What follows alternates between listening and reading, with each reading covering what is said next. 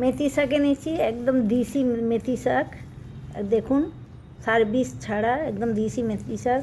এখন কুটে বেছে নেব, ভাজা করব।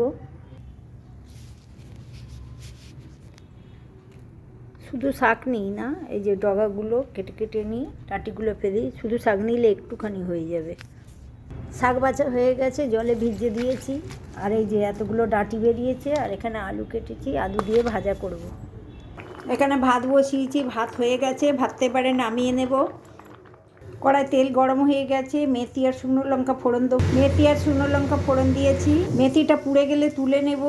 মেথিটা পুড়িয়ে তুলে নিয়েছি। তেলে একটু কালো জিরে দিয়েছি। এবার আলুটা দিয়ে দেবো। আলুটা দিয়ে নুন আর হলুদ দিয়েছি, দিয়ে একটু ভেজে ভেজে নেব। এবার মেথি শাকটা বোর্ডে কুচিয়ে নেবো ছুরি দিয়ে। আলু ভাজা ভাজা হয়ে গেছে, একটু মেথি শাকটা দিয়ে দেবো।